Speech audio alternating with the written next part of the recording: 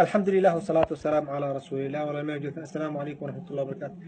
قف والبو مسلم وحاو قاتا إناتي تسفير قصان كوشيغا مالين وحاجري نين أو بس كوضا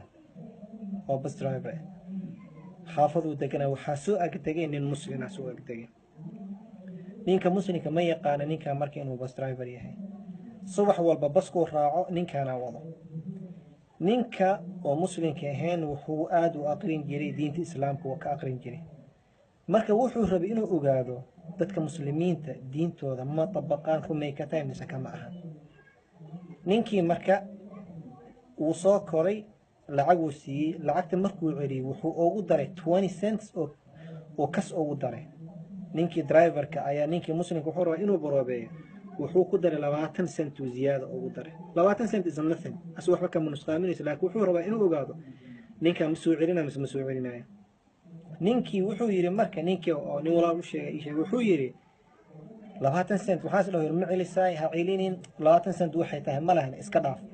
haddana markii dambe anoo sidii dhahay markaan degi rabay oo meesha la soo gaaray ayaa waxa dhaynay 20 cent isaga celi markaas ma soo ganay waxa siisay 20 cent extra siisay markaasuu yiri ma hubtaa markaasuu yiri haa waa hubaa markaasuu yiri 20 accident kuma siinin kasan kugu daray ee waxaan fiirinay inay ii soo celinaysid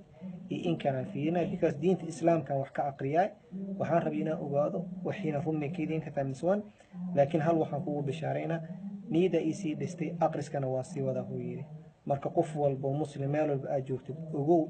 kaliya isma matashid waxaa matashay ummadan dhanaa matashay diinta matashay safiira oo wixii adiga lagu arko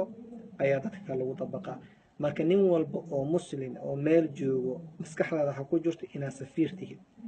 inaad dadkaaga mathalaysid inaad diintaada mathalaysid inaad mujtamacaaga mathalaysid wadamada qaarkood sida la sheegay Indonesia iyo Malaysia maxay ku soo islaameen niman muslimiin oo tujaar tagtay nimankii waxay sameeyeen marka dad ma khiyaani jirin gash ma sameyn jirin dadkii marka waxay nimayo dad wiligeen aan aragnay ma tihidayna maxaati markaas waxay dhaheen annaga muslimiin aan nahayo noolama ogola dadkii inaan dulmino inaan khiyaano inaan gash noolama ogola marka nasiixati qof walba muslim meel walba ay joogtid remember xasuusna safiira tahay qof ha u sababin diinta islaamka inuu ka sii cararo because adiga caleeshaankaaga akhlaaqdaada wanaaji hadalkaaga wanaaji amaanadaada wanaaji بارك الله فيكم الله سبحانه وتعالى وحوي سنة إنه نقرأ ذات أخلاق ونكسن إنه الله سبحانه وتعالى حودتك اللوه إنونية يا رجيننا اللهم اهدنا